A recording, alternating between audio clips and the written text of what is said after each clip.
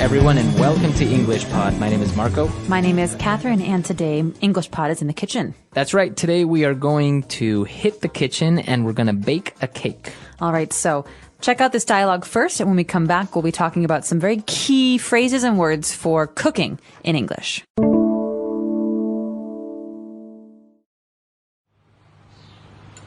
Okay, so are you ready to learn how to bake a cake? Almost. Let me just put my apron on. Okay, so the first thing we're going to do is preheat the oven. That way, we have it at the desired temperature once we finish preparing everything. Set it to 375 degrees Fahrenheit. Got it. Now we're going to make the batter. Take some butter and sugar and mix it lightly until you have a nice consistency. Then add some vanilla extract and eggs and continue mixing. Do I have to use the whisk, or can I use the electric mixer? Go ahead and use the mixer, but put it on medium speed. I'm going to sift the flour and baking powder separately, and then we can mix it with milk and the rest of the ingredients. Okay, so now we need a baking pan, right?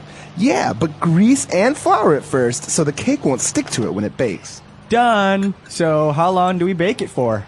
We can leave it in there for about 25 minutes. Then we let it cool for 10 minutes before we remove the cake from the pan. Wow, this is a lot easier than I thought. All right, we're back. So now let's take a look at some of those key words on language takeaway. Language takeaway. Well, first of all, we have a special thing to keep our clothes clean while we are cooking.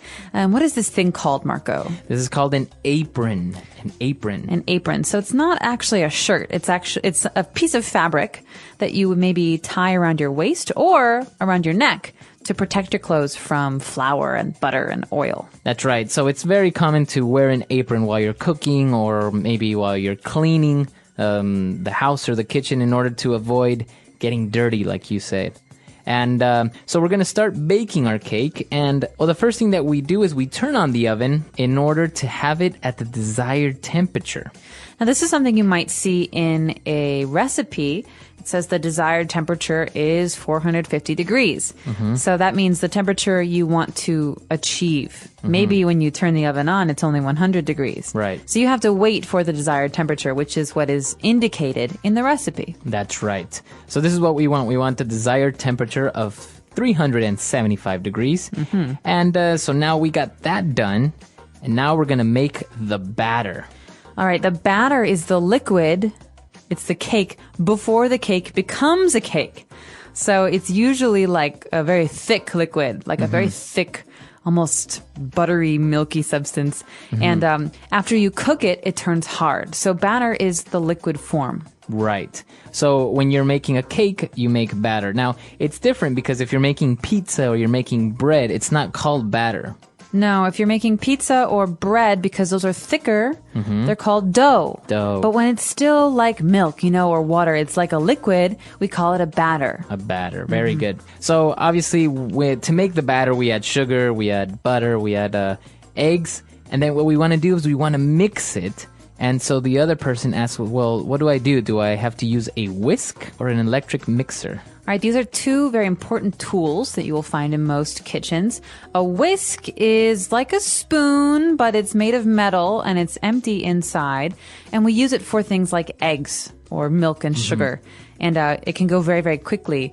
It makes a sound, like a whisk sound. Like wire all around it. Yeah, it's wire that's woven together. And so it's a very, very handy tool, but you only use one hand to use it. But an electric mixer is what the name says. It's electric. You plug it in, and it does the whisking automatically. That's right. All right, so this is what we want to use. And before we put the batter into the baking pan, what we want to do first is we want to grease and flour the sides of the baking pan so then, it won't stick. All right, so to grease something means to use oil or butter to make sure that the meat or the dough does not stick later. Mm-hmm. That's right. So you can even use it for, obviously in cooking terms, if you put butter or something like this, but even grease, like the black grease, maybe you need to put it in your door because maybe it's making that weird sound. Right. So to grease something is to add oil or to add butter in order to, keep something from sticking. That's right. Okay, so a lot of words there. Now, why don't we pass on to some phrases? Let's start with some Fluency Builder. Fluency builder. Now, at the beginning of the dialogue, we talked about the oven. The real phrase you're going to see in a cookbook is preheat the oven. That's right. So we have the prefix there, pre, to preheat something, and that means to begin or to start heating. Now, this is because when I turn my oven on, right, Marco, it's not 450 degrees. It takes some time to become hot. So we preheat the oven. We turn it on before we need it in order to make sure it's ready when we do need it. That's right. So you're going to see it in every recipe. If you're baking something, you need to preheat the oven. And now when we were actually mixing some of the things, we came up on this interesting phrase when we said we need to sift the flour and the baking powder. All right, now these are both white substances. They're soft, they're dry, and sometimes they're bumpy. They have lumps in them, so we need to make sure that there are no lumps. And we have a special tool that will help us sift the flour and sift the baking powder. So it's like a wire mesh tool, and you rotate the handle, you turn the handle, and it will flatten out this flour so that there are no more bumps. It's all smooth. Okay. I think I've heard it also when they're talking about gold, right? Don't they say that they were sifting for gold in the rivers? That's right. Well, you have a tray and you shake the tray to make sure the small gold falls down, but the chunks stay on top. That's the same idea, yeah. Okay. So that's what we're doing here. We're sifting the flour and the baking powder. And now we put our cake in the oven. And we ask, well, so how long do we bake it for? And we say, well, we can leave it in there for about 25 minutes. So the phrase here, to leave it in, means to keep the cake in the oven. And this is something we can say about a lot of things. So maybe the turkey that we're cooking is in the oven. It's been in the oven for 4 hours. And I look at it and I say, is it ready yet? My mom says, no, leave it in. Leave it in. Yeah. So that means don't take it out. Keep it in the oven. Leave it in. So we don't really need to say leave it inside the oven, or we don't need to be too specific. We can just say leave it in. Keep it cooking. Yeah. Keep it cooking. That's right. Okay, so let's listen to our dialogue one last time.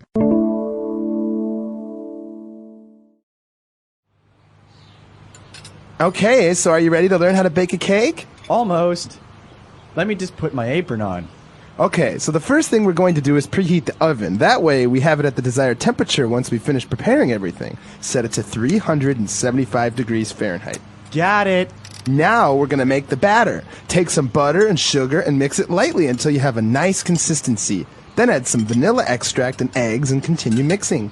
Do I have to use the whisk, or can I use the electric mixer? Go ahead and use the mixer, but put it on medium speed. I'm going to sift the flour and baking powder separately, and then we can mix it with milk and the rest of the ingredients. Okay, so now we need a baking pan, right? Yeah, but grease and flour it first so the cake won't stick to it when it bakes. Done. So how long do we bake it for? We can leave it in there for about 25 minutes. Then we let it cool for 10 minutes before we remove the cake from the pan. Wow, this is a lot easier than I thought. So baking a cake seems easy enough. Now maybe there are some other things that we can add that we didn't mention, like for example vanilla extract. It's mentioned in the recipe. So that is what is this? It's like a liquid, right? It's a liquid. It's a flavor, and so extracts are used to give different foods flavors. You can have orange extract and vanilla extract, and it comes from a bean, a brown bean, and they take the oil from this plant, and that's what gives things like cake a vanilla flavor. And now, what about this baking pan? This is specifically for cakes. Now, what if you're making something like muffins or something like? Is it also called like a baking pan? No, you'd have a muffin tin. A muffin or a tin. muffin pan, yeah. And so those are a different shape. They're round, they're circular, and they're made of that, tin material. So they're not very heavy, and they can go in the oven and not break.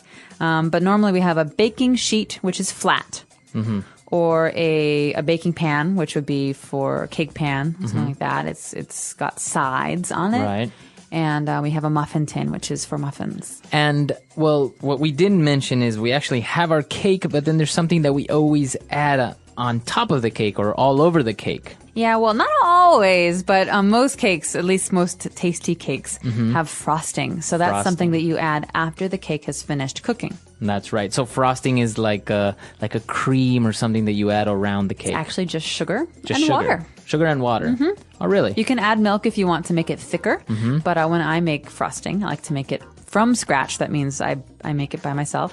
I use water and powdered sugar. Powdered sugar. And then you mix it. You mix it, you whisk it. Uh-huh. Yeah. And then you get the frosting. Exactly. Very interesting. And, well, maybe this recipe is actually real, although we didn't give the amounts, the quantities, but maybe you can try baking a cake and let us know how it goes, or maybe you can give us a cake recipe. That's right. Our website is EnglishPod.com. We hope to see you guys there. All right. Bye. Bye.